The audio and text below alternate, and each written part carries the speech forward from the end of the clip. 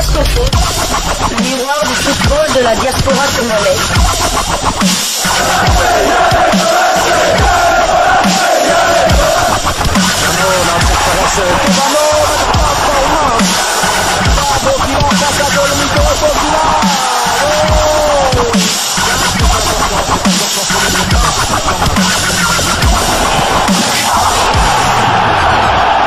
Diascofoot, le miroir du football de la diaspora congolaise. Vous êtes sur Diascofoot, le miroir du football de la diaspora congolaise. Diascofoot vous dit bonjour, tout le plaisir est pour nous de vous retrouver, mais surtout de savoir que vous êtes nombreux en train de suivre votre chaîne YouTube dédiée uniquement aux footballeurs de la diaspora congolaise.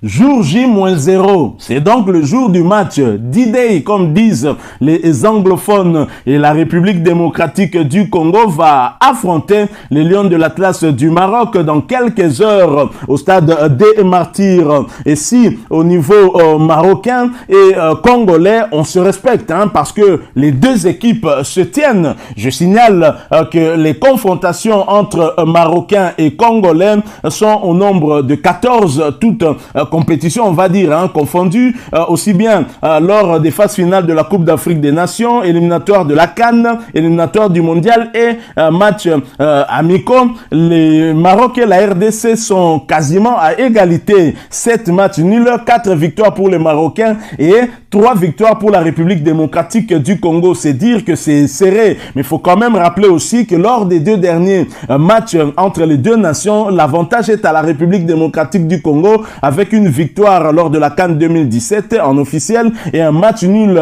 en amical hein, au Maroc. C'était en 2020 avec cette égalisation de Yohan Wissa. Et lors des 3 matchs amicaux, l'avantage est au Maroc avec 2 victoires contre aucune hein, pour la République démocratique du Congo. Au contraire, un match nul réalisé il y a quelques années, donc il y a près de 2 ans, on va dire. Alors, bien sûr, hein, les 2 équipes forcément se respectent et le Léopard qui vient aujourd'hui face au Maroc affiche peut-être un autre visage, va peut-être afficher un autre visage. C'est vrai que la plupart des joueurs qui avaient affronté le Maroc en amical il y a 2 ans sont présents aujourd'hui, donc les 2 équipes forcément se connaissent bien. Mais du côté marocain, on veut bien surveiller un des léopards de la RDC et c'est le néo-léopard Théo Bongonda.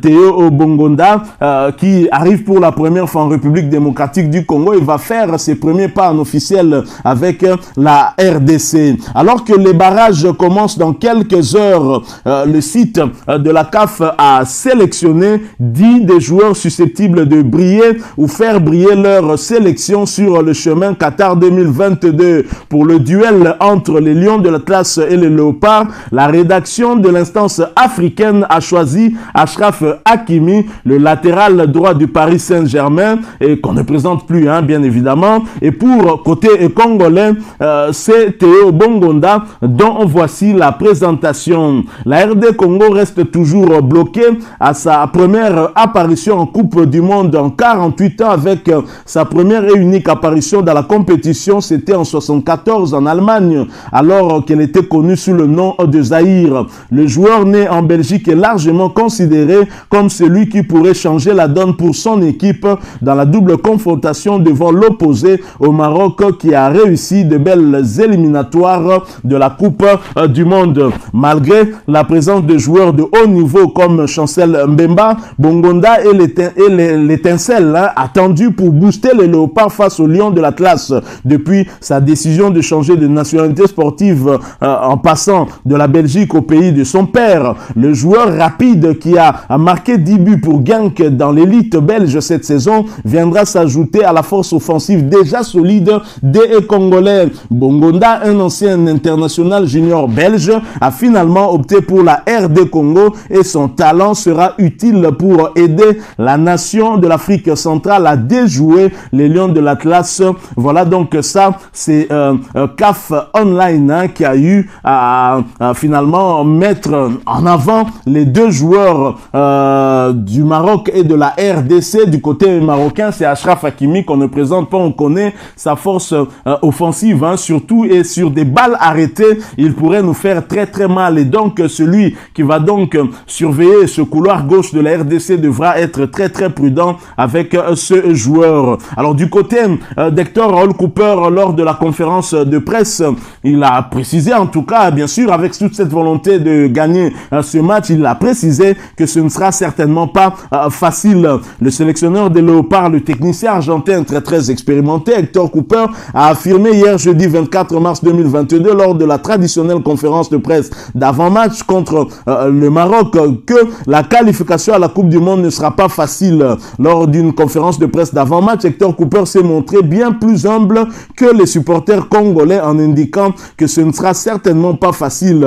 Le Maroc est l'une des équipes africaines les plus fortes, mais nous avons aussi la possibilité de rendre le match difficile. Il faut être bien préparé pour cette confrontation décisive. Nous défendrons nos chances. Notre objectif est de se qualifier pour la Coupe du Monde. Les efforts lors du match nous donneront forcément la victoire, a-t-il ajouté. Concernant le niveau de l'équipe nationale marocaine, M. Cooper a fait savoir qu'il a suivi les matchs lors de la dernière Coupe d'Afrique des Nations au Cameroun, notant que les Lions de l'Atlas auraient pu remporter le titre compte tenu du niveau présenté. Hector Raoul Cooper, bien évidemment, se montre tout à fait humble. Il ne minimise pas l'adversaire, au contraire, il respecte le Maroc. Concernant le niveau de l'équipe nationale marocaine, Cooper, bien sûr, s'était exprimé en reconnaissant les valeurs intrinsèques de cette équipe marocaine avec des joueurs de qualité. La sélection marocaine de football retrouvera donc ce vendredi dans quelques heures son homologue de la RDC, nos Léopards, en match aller du dernier tour des éliminatoires africaines du mondial Qatar 2022. Et la conférence de presse se fait bien sûr à deux, et Vaïd Halilović a précisé qu'il sait pourquoi ils sont venus ici à Kinshasa. Présent en conférence de presse d'avant-match avec son capitaine Romain Saïs, le technicien franco-bosniaque Vaïd Halilović s'est accordé avec son adversaire Hector Raúl Cooper, notre entraîneur, en indiquant que la rencontre sera difficile pour les deux équipes. Le sélectionneur des Lions de l'Atlas minimise les incidents observés depuis l'arrivée à Kinshasa, montrant qu'il était serein et pas du tout perturbé par la pression populaire sur place. Je trouve normal que les supporters congolais mettent la pression sur nous. Ça fait partie du football. Le plus important pour moi, c'est la concentration sur la préparation du match. Je ne lis pas ce qui est écrit dans les médias, a-t-il lancé. D'ailleurs, l'entraîneur des Lions de l'Atlas reconnaît que son équipe devra faire face à plusieurs contraintes. C'est un match des barrages très difficile avec deux bonnes équipes. Le Maroc est venu ici pour faire un bon résultat et mieux préparer la suite. Il y a deux matchs et comme dans chaque barrage, il y a un peu de tension et des choses qui se passent. Mais nous faisons abstraction et nous restons calmes, déterminés, concentrés car on sait pourquoi on est venu ici, a expliqué Vaïd Halilović. Il y a une chaleur infernale et un niveau d'humidité élevé, en plus du terrain synthétique sur lequel les deux équipes vont jouer, regrette Vaïd Halilović. Voilà donc le technicien franco-bosniaque qui, ma foi, c'est toujours plein du terrain synthétique, même si les Marocains, avant de venir, s'étaient préparés sur un terrain similaire, sur une pelouse similaire par rapport à la pelouse du stade des Martyrs, mais il se plaint par rapport au climat. Mais il faut signaler que nous aussi qui avons ce climat ici, nous allons jouer aussi dans un autre climat lors du match retour. Je pense que par souci d'équité, les choses doivent se passer et comme cela. Mais en tous les cas, ça ne donnera pas un grand avantage à la République démocratique du Congo parce que la plupart de nos joueurs viennent de l'Europe et là, le climat est quasiment le même qu'au Maroc. Et donc, ces joueurs-là vont souffrir ici aussi au pays et même si c'est tout de même chez eux. Voilà ce que nous avons voulu partager avec vous. Donc quelque part, le Léopard qui est en vue, aussi bien côté marocain et même que la CAF a eu à mettre dans les devants de la scène, c'est Théo Bongonda. Il est très attendu et même par le public congolais, nous avons hâte de le voir et c'est vrai que le joueur est aussi déterminé à faire de son mieux pour aider sa nation à se qualifier pour cette Coupe du Monde. Ce sera la deuxième, une qualification historique. Merci à vous que nous avez suivis. Nous sommes arrivés à la fin. Si vous avez aimé ce sujet, laissez-nous un maximum de likes. Merci beaucoup de vous abonner sur cette chaîne. Si vous n'êtes pas encore abonné, nouveau ou ancien, n'hésitez pas. N'oubliez pas d'activer la petite cloche de notification. Partagez avec nous votre point de vue en nous le laissant à travers un commentaire. Encore une fois, merci à vous. Avec l'espoir de vous retrouver bientôt dans un autre sujet d'actualité. En attendant, portez-vous bien et Diasco Foot vous dit au revoir.